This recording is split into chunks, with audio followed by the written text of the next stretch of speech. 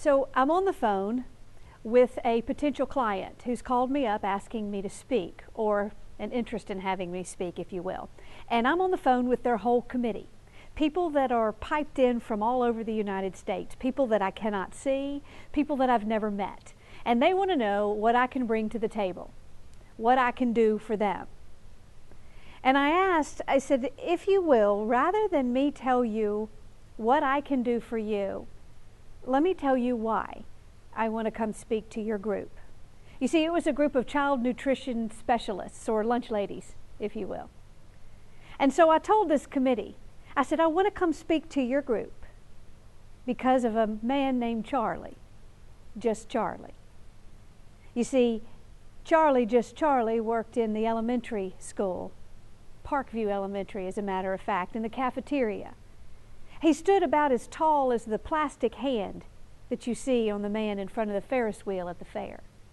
He shuffled wherever he walked, and most days, well, he spent the majority of time staring down at the tops of his shoes.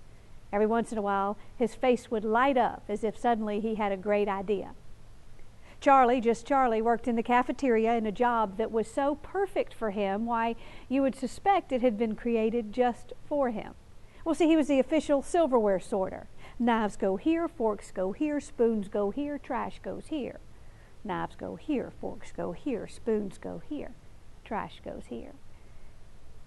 And he worked every day in that cafeteria with the same gusto as he did the first day when he came in wearing his khakis with the belt that matched his shoes and the yellow polka-dotted tie that matched the one on his stuffed rabbit, Chester, back at home, that he didn't sleep with anymore. He just kept to remind everybody of the best rabbit that ever lived at 305 Sycamore Drive. Knives go here, forks go here, spoons go here, trash goes here.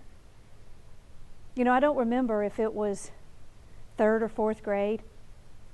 I don't remember if that was the year that dodgeball determined that I wasn't going to have a future in athletics. But I do remember dropping my tray in the cafeteria.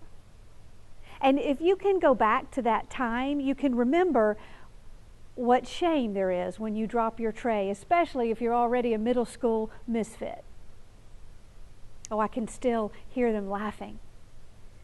And the principal telling them not to laugh, which didn't work. And finally, somebody came up after what felt like forever. And it wasn't the principal, it wasn't another teacher or student. It was Charlie, just Charlie. And without hesitation, he came over to me and he leaned over, and in his most intense expression, he whispered, "It doesn't matter that you fell. What matters is that you get back up." His words didn't really help me then, but they do now. It seems like whenever I most need to hear it, I'll remember those words from Charlie, just Charlie, with the crooked grin. It doesn't matter that you fell. What matters is, will you get back up? You see, just Charlie also taught me much more than that.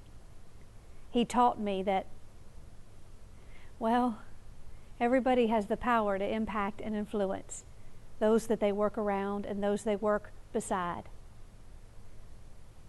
You may think that all you do is serve food or plan meals.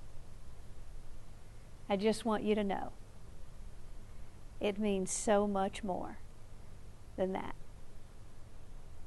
And that's why I want to come speak to your group. And I sat there for a minute, and it was really quiet. One of those, oh no, did the connection drop kind of moments. And then somebody in the committee, sort of with a muffled voice, said, "Okay, we'll be back in touch." And the call ended. I later found out it was because they were all crying. They had gotten so wrapped up in the story they couldn't even speak. I later found out that was the reason I got the job. It wasn't what I could do. It wasn't all my features or benefits or services. It was the story. It's the story that sells.